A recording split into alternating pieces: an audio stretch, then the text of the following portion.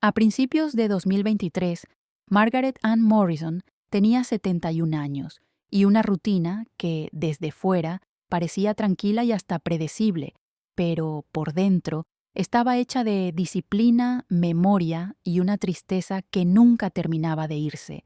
Vivía en Portland, Oregón, en una casa de madera clara donde el suelo crujía con un sonido específico en el pasillo, como si la casa también recordara quién había caminado allí durante décadas. Margaret era viuda desde hacía 5 años.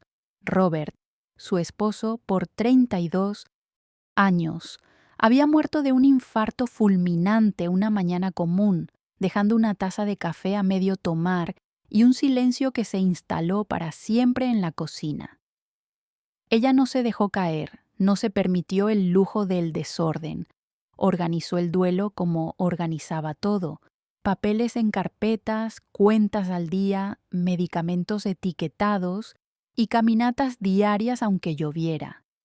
No tenía una fortuna de película, pero sí un patrimonio sólido: casa pagada, pensión, inversiones prudentes y ahorros acumulados como quien junta leña para el invierno, pensando en seguridad, no en ostentación.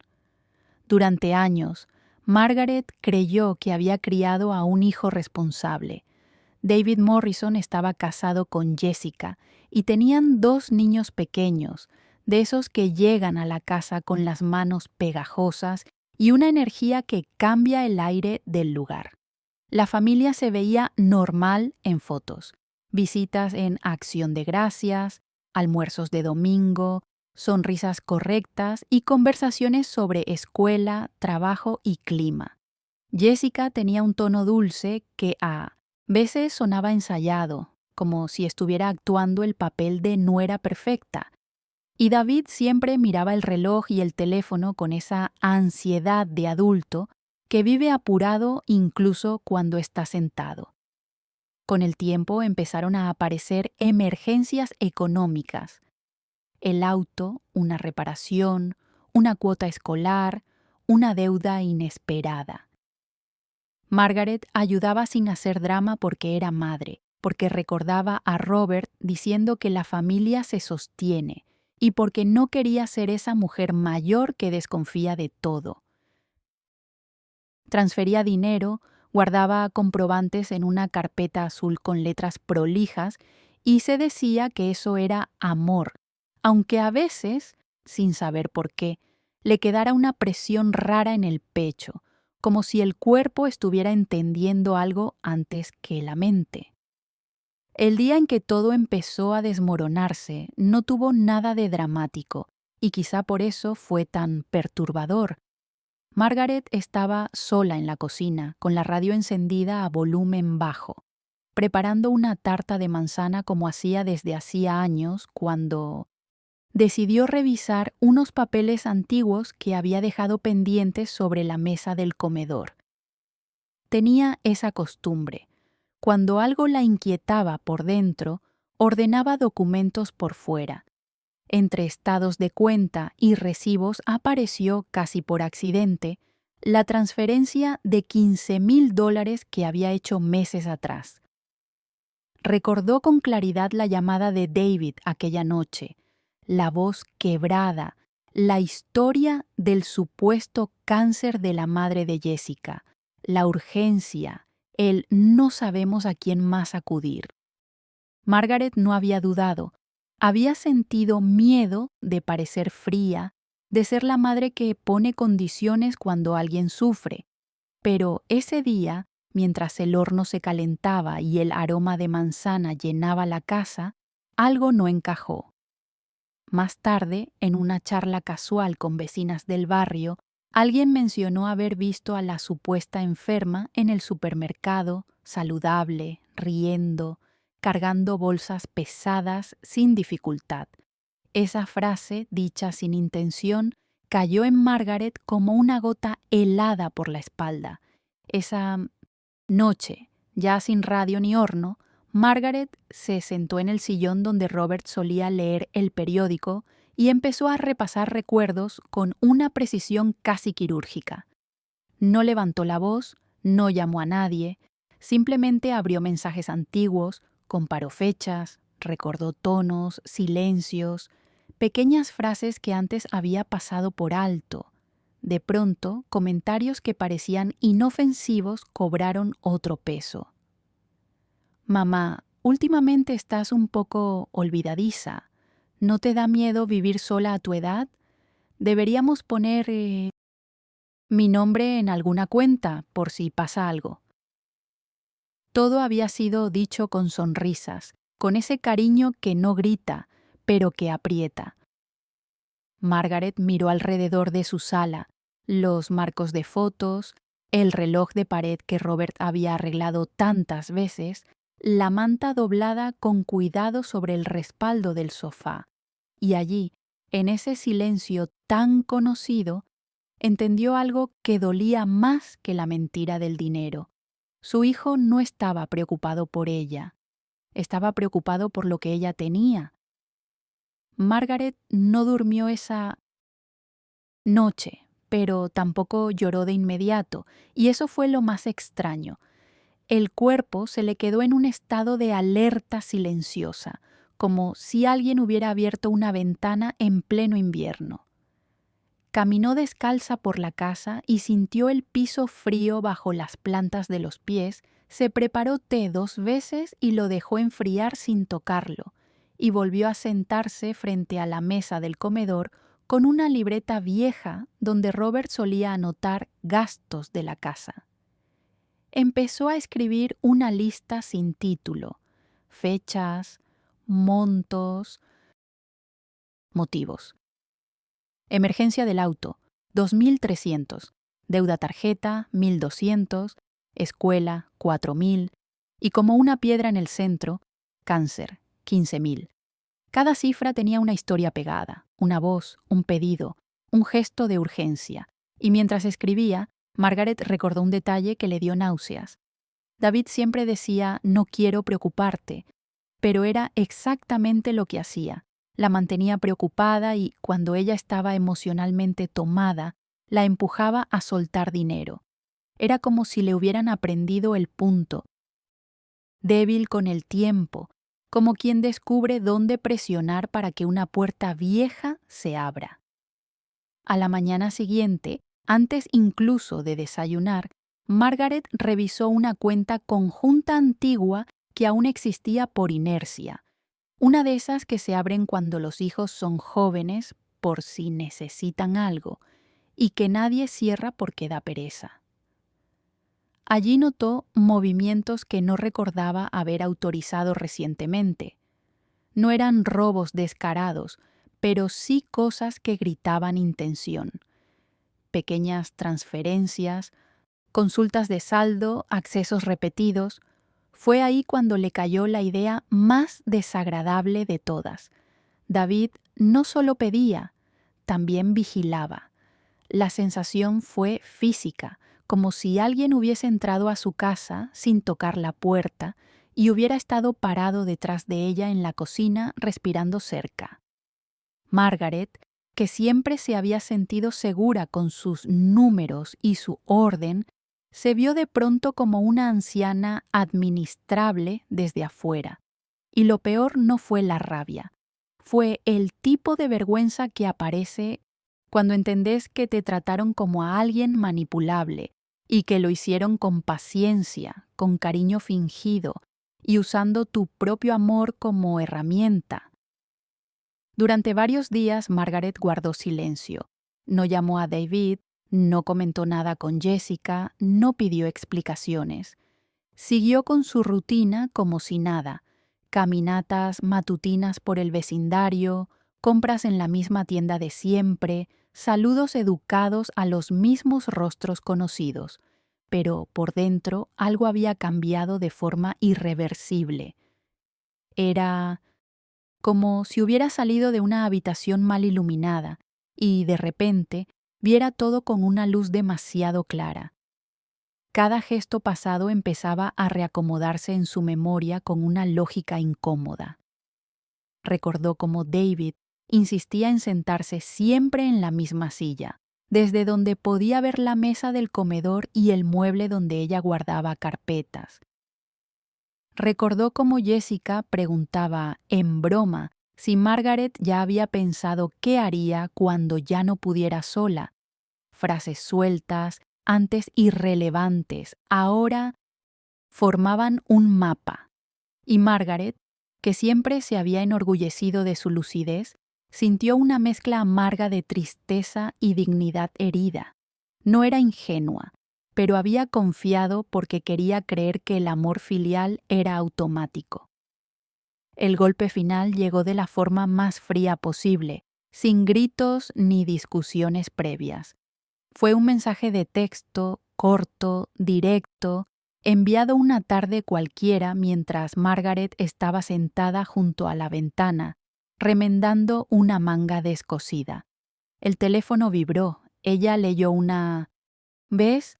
Luego otra, como si las palabras pudieran cambiar. No esperes que yo cuide de ti en la vejez. Tengo mi propia vida y mi familia.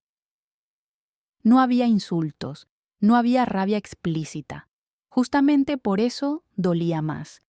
Era una declaración de descarte, de límites impuestos desde el interés.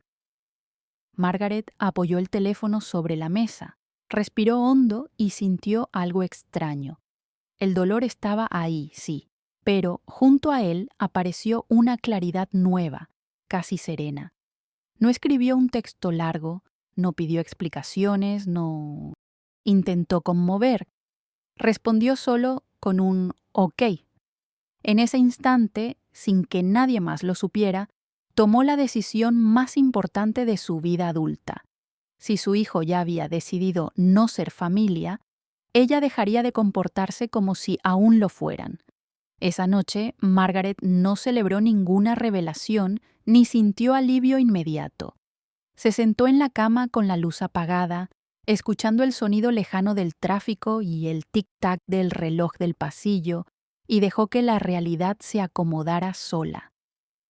Pensó en Robert, en cómo él habría reaccionado ante ese mensaje, en el gesto exacto que hacía cuando algo lo decepcionaba de verdad. Una mueca breve, casi imperceptible, seguida de acción. A la mañana siguiente, Margaret hizo lo mismo. Llamó a su abogado de confianza, el mismo que había ayudado al matrimonio a organizar su patrimonio años atrás, y pidió una cita para revisar todo con calma. No dio detalles por teléfono. Preparó una carpeta nueva, color beige, con una etiqueta escrita despacio. Planificación. Mientras la armaba, notó que no temblaba. El dolor seguía, pero ya no mandaba. Había algo más fuerte tomando forma, la certeza de que nadie volvería a decidir por ella. En el despacho del abogado, rodeada de estanterías repletas de códigos y papeles que olían a polvo y tinta vieja, Margaret habló sin dramatizar. Contó los hechos con precisión, mencionó montos, fechas, mensajes y entregó copias como quien expone un informe. El abogado la escuchó en silencio y cuando ella terminó no le preguntó si estaba segura. Le explicó opciones: trust irrevocable, protección de activos, redefinición de beneficiarios, eliminación de accesos antiguos. Margaret sintió algo parecido a volver a respirar hondo después de mucho tiempo. No era venganza lo que buscaba, era orden, límites, blindaje. Salió de allí con una lista clara de pasos y una sensación nueva en el pecho. Por primera vez desde la muerte de Robert, estaba tomando decisiones pensando solo en su bienestar futuro, no en expectativas ajenas, no en culpas heredadas, no en el miedo a quedarse sola. En las semanas siguientes, Margaret se movió con una calma que desconcertaría a cualquiera que supiera lo que estaba ocurriendo por dentro. Firmó documentos, cerró cuentas antiguas, cambió contraseñas y transfirió activos como quien reordena una casa antes de una tormenta. Cada firma era un acto silencioso de afirmación. Mientras tanto, David seguía enviando mensajes ambiguos, algunos cargados de una falsa cordialidad, otros con un tono de reproche disfrazado de preocupación. ¿Estás bien? Hace días que no respondes. Espero que no estés escuchando a extraños. Margaret leía y dejaba el teléfono boca abajo sobre la mesa, como si el simple gesto de no responder ya fuera un límite claro. En una tarde gris, mientras observaba la lluvia golpear el vidrio con una constancia casi hipnótica, entendió que el conflicto no era nuevo. Lo nuevo era su decisión de no participar en él. El trust quedó establecido con precisión quirúrgica. La casa, las inversiones principales y la pensión quedaron protegidas bajo un esquema legal que impedía accesos, manipulaciones o accidentes administrativos.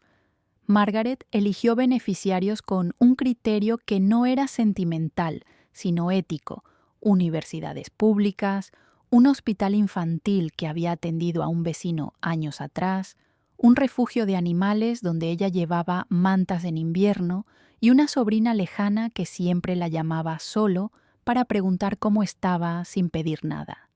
El nombre de David no aparecía en ningún documento nuevo. No fue una decisión tomada con rabia, fue tomada con coherencia. Al salir del notario, Margaret se sentó en su auto, apoyó la frente en el volante y dejó escapar un suspiro largo. No lloró por el dinero. Lloró por la imagen del hijo que creyó tener y que, de alguna forma, había perdido mucho antes de darse cuenta. David se dio cuenta de que algo no estaba bien cuando una transferencia automática no se ejecutó como esperaba. Fue un detalle mínimo, casi técnico, pero suficiente para encender la alarma. Empezó a llamar con más insistencia, a dejar mensajes de voz largos, cargados de una preocupación que sonaba forzada. Jessica también apareció de pronto en escena, enviando textos amables, preguntando por las caminatas, por la presión arterial, por si Margaret no se sentía sola últimamente.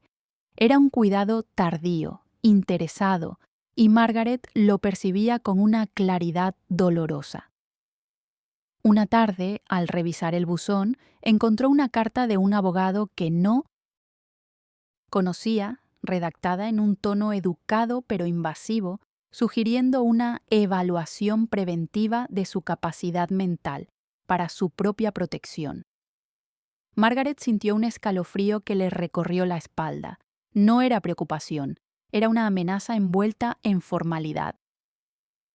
Esa noche, Margaret se sentó en la cocina con la luz tenue, recordó las veces que había defendido a David ante comentarios ajenos, las veces que había dicho, él es buen chico, solo está estresado. Pensó en cuántas excusas había construido para no mirar de frente una verdad incómoda. Al día siguiente, llamó a su abogado y le envió la carta sin agregar una sola palabra. La respuesta fue rápida y firme. Estaban cruzando una línea. Margaret no se desmoronó.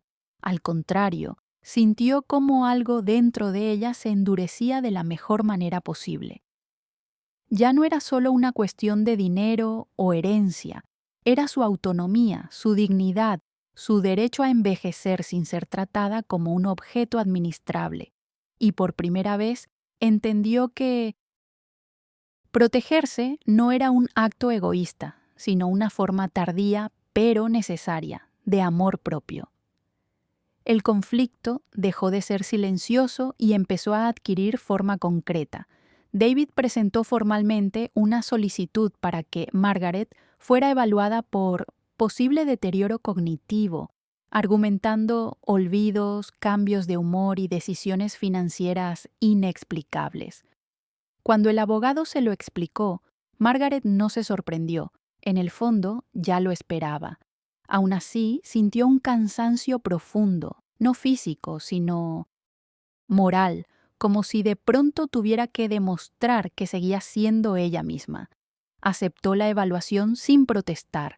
Se presentó puntual a cada cita, respondió preguntas, recordó fechas, relató su historia con precisión. Habló de Robert, de su muerte, de cómo había aprendido a vivir sola sin perder el eje. Cada sesión era larga, exhaustiva, pero también reveladora. Mientras más hablaba, más claro quedaba que no había confusión alguna en su mente, solo una decisión que otros no estaban dispuestos a aceptar. Mientras atravesaba ese proceso, Margaret pensaba a menudo en cuántas personas estarían viviendo algo parecido, sin siquiera ponerle nombre. En una de las salas de espera, observando a otras personas mayores con carpetas en la mano y miradas cansadas, entendió que el abuso no siempre grita. A veces se disfraza de cuidado y preocupación. Si alguien está leyendo esto y algo le resulta inquietantemente familiar, quizá no sea casualidad. A veces compartir una historia, dejar un comentario diciendo desde dónde se escucha o enviar esto a otra persona puede ser el primer gesto de protección que alguien necesita. Margaret no lo sabía entonces, pero contar su experiencia también era una forma de romper el silencio que tantos cargan por vergüenza. El informe de la psiquiatra forense fue claro y contundente. Margaret Ann Morrison estaba plenamente lúcida, orientada en tiempo y espacio, consciente de sus decisiones y de las consecuencias de cada una de ellas. No había signos de deterioro, ni confusión, ni manipulación externa. Cuando su abogado le leyó las conclusiones en voz alta, Margaret cerró los ojos un segundo y apoyó la mano sobre la mesa, no por debilidad, sino por alivio. No era una victoria emocional, era una confirmación. En la audiencia posterior, el juez escuchó con atención, revisó documentos y finalmente rechazó la solicitud de interdicción sin rodeos, señalando que lo presentado respondía más a un interés económico que a una preocupación genuina por el bienestar de la señora Morrison. El golpe público fue duro para David. Para Margaret fue silencioso, casi íntimo. Salió del tribunal con la espalda recta, consciente de que había defendido algo más grande que su patrimonio. La reacción de David fue inmediata y desordenada. Llamadas furiosas, mensajes largos llenos de reproches, acusaciones de traición y frases que mezclaban culpa y amenaza en la misma línea. Jessica también apareció, esta vez sin dulzura, insinuando que Margaret estaba rompiendo la familia y que los niños no entenderían. Margaret escuchó algunos mensajes, borró otros sin oírlos completos y luego hizo algo que nunca había hecho antes. Bloqueó números. No fue un acto impulsivo, fue una decisión pensada. Sabía que detrás de esa furia había algo más crudo. Las finanzas de David se estaban desmoronando. Vivían por encima de sus posibilidades. Habían contraído deudas esperando una herencia anticipada, y ahora el suelo desaparecía bajo sus pies. Margaret no sintió placer en eso. Sintió una tristeza profunda, pero también una calma nueva, la que llega cuando uno deja de cargar responsabilidades que nunca le correspondieron. Con el paso de los meses, el ruido fue bajando. No porque el conflicto se hubiera resuelto del todo, sino porque Margaret dejó de alimentarlo, suspendió cualquier tipo de ayuda económica, cerró definitivamente accesos antiguos y comunicó, a través de su abogado, que cualquier contacto debía limitarse a asuntos estrictamente personales y respetuosos. Fue una frontera clara, nueva para todos, incluida ella misma. Empezó a notar cómo su cuerpo reaccionaba a esa decisión. Dormía mejor, caminaba con más ligereza, el dolor constante en los hombros disminuyó.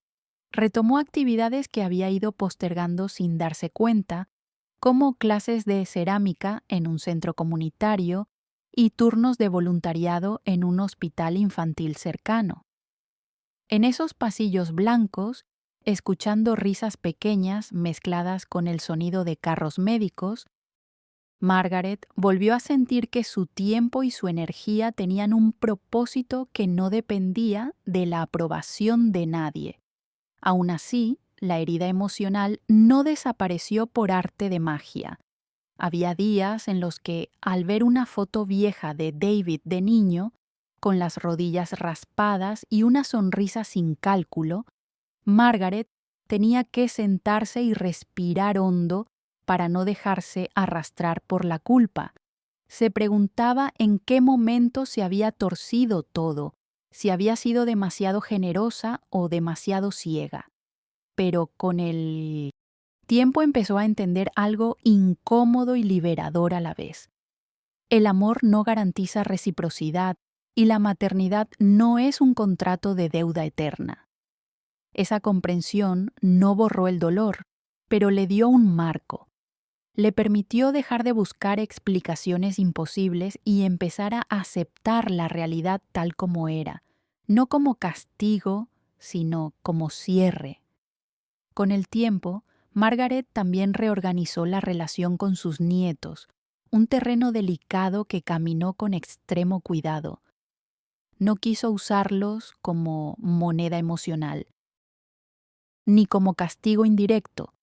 Estableció un contacto supervisado, breve pero constante, en espacios públicos, con horarios claros.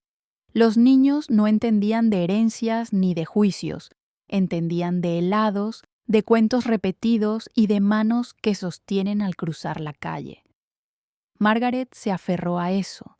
A veces, al despedirse, sentía un nudo en la garganta al ver cómo David se mantenía a distancia, rígido, como si ella fuera una extraña peligrosa. Pero incluso en esos momentos, eligió no retroceder. Aprendió que poner límites no siempre rompe vínculos. A veces los redefine en algo más honesto, aunque duela. Mientras tanto, los efectos de sus decisiones empezaron a tomar forma visible fuera de su propia vida. Recibió cartas de agradecimiento de estudiantes becados, informes breves del hospital infantil sobre equipos comprados con su fondo, fotos del refugio de animales mostrando jaulas nuevas y mantas limpias. No eran gestos grandilocuentes, pero cada uno le devolvía una sensación de coherencia interna. Margaret entendió que su legado no sería una transferencia silenciosa de dinero, sino una cadena de impactos pequeños y reales. En las noches tranquilas, sentada en el porche con una taza de té, pensaba que quizá ese era el sentido más profundo de todo lo ocurrido: aprender a elegir con intención, incluso cuando la elección implica soltar lo que uno creyó sagrado durante toda una vida. Margaret dejó de preguntarse qué versión de ella contarían David y Jessica a otros. Al principio, esa idea la perseguía como un eco molesto. ¿Dirían que estaba manipulada? ¿Que se había vuelto fría? ¿Que alguien la había convencido de traicionarlos? Con el tiempo, esa inquietud perdió fuerza. Entendió que no podía controlar los relatos ajenos, solo el suyo propio. Empezó a escribir de manera esporádica, en un cuaderno de tapas duras, no como terapia formal, sino como registro. Anotaba sensaciones, pensamientos sueltos, pequeñas victorias cotidianas, como haber aprendido una nueva técnica en cerámica o haber caminado más de lo habitual sin cansarse. Ese cuaderno se convirtió en un espacio seguro, donde no tenía que justificarse ni explicar nada. Era la primera vez, en muchos años, que se permitía existir sin dar cuentas a nadie. Hubo un momento específico que marcó un cierre interno inesperado. Fue durante una reunión comunitaria en la biblioteca del barrio, donde Margaret había sido invitada a hablar brevemente sobre planificación financiera para adultos mayores. No dio cifras personales ni habló de su familia. Habló de autonomía, de previsión, de la importancia de no delegar decisiones por miedo a incomodar. Al terminar, una mujer se le acercó con los ojos llenos de lágrimas y le dijo en voz baja: «Gracias, necesitaba escuchar eso». Margaret volvió a casa caminando despacio, sintiendo el aire frío en la cara, y comprendió que su experiencia, aunque dolorosa, había adquirido un sentido que iba más allá de ella. No había elegido ese camino, pero sí había elegido qué hacer con lo aprendido. Con los años, la figura de David fue ocupando un lugar distinto en la mente de Margaret. Ya no era el centro de sus pensamientos ni el origen constante de preguntas sin respuesta. Se convirtió en una presencia lejana, casi conceptual, asociada a una lección dura pero necesaria. Margaret entendió que algunas personas no se pierden de golpe, se van alejando poco a poco, mientras uno insiste en mantener el puente en pie por costumbre o por miedo. Ella había sido esa persona que sostenía el puente sola y ahora aceptaba, sin dramatismo, que a veces dejar caer una estructura agotada es un acto de supervivencia. Esa aceptación no fue inmediata ni limpia, pero llegó con una serenidad que jamás habría imaginado posible en medio del conflicto. Al escribir todo esto, Margaret pensaba en quiénes llegarían hasta el final de esta historia, quizá en silencio, quizá reconociéndose en alguna línea.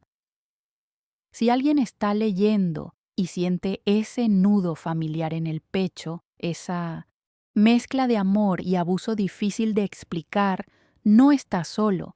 A veces, quedarse hasta el final de un relato ya es un acto de valentía. Compartirlo, dejar una señal, un comentario o enviarlo a alguien que lo necesite puede ser más poderoso de lo que parece. Margaret aprendió que hablar no rompe familias.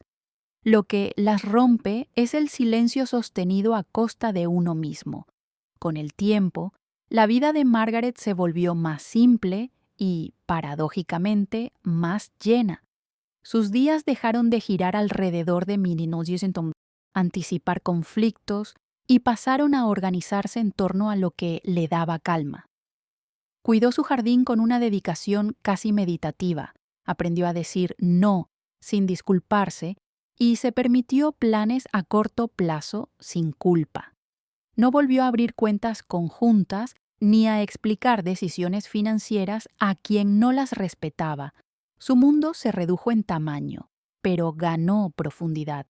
Y aunque todavía había momentos de tristeza, especialmente en fechas simbólicas, ya no eran abismos, eran olas que venían y se iban, sin arrastrarla. Al mirar hacia atrás, Margaret no romantiza lo que vivió, no lo llama bendición disfrazada, ni intenta encontrarle una belleza artificial. Fue doloroso, injusto y profundamente desestabilizador. Pero también fue el punto exacto donde recuperó algo que había cedido sin darse cuenta: el derecho a decidir por sí misma hasta el final de su vida. Su historia no terminó con reconciliaciones forzadas ni con finales perfectos. Terminó con algo más realista y más valioso: paz interna, límites claros y la certeza de que el amor auténtico nunca exige que uno se anule. El último cambio fue casi imperceptible desde fuera, pero definitivo por dentro. Margaret actualizó una vez más su planificación. Dejó instrucciones claras para el futuro, y habló con calma con la sobrina que había designado como contacto principal, no para cargarla de responsabilidades, sino para asegurarse de que todo estuviera claro y sencillo cuando ella ya no pudiera explicarlo. Esa conversación, hecha en una cafetería pequeña del barrio, entre tazas de café y risas discretas, le dio una tranquilidad profunda. Por primera vez en muchos años, Margaret no sentía que su bienestar dependiera de mantenerse útil, generosa o silenciosa para los demás. Dependía de su coherencia consigo misma. Volvió a casa caminando despacio, observando las luces encenderse en las ventanas vecinas, y pensó que envejecer con dignidad no era evitar la soledad, sino elegir conscientemente con quién compartir el tiempo que queda. Hoy, al contar esta historia, Margaret no busca aprobación ni comprensión absoluta. La comparte porque sabe que hay muchas personas mayores viviendo situaciones parecidas, dudando de su propia percepción, sintiéndose culpables por protegerse. Su vida sigue siendo simple: mañanas tranquilas, voluntariado, contacto medido con los nietos y una casa que volvió a sentirse segura. No recuperó al hijo que creyó tener, y ese duelo sigue existiendo en un rincón silencioso, pero ya no define sus días. El cierre no fue un perdón forzado ni una reconciliación imposible, fue una decisión firme y sostenida en el tiempo. Margaret eligió vivir el resto de su vida sin miedo, sin manipulación y sin negociar su valor. Y ese, entendió al final, fue el acto de amor más importante que podía dejar como legado.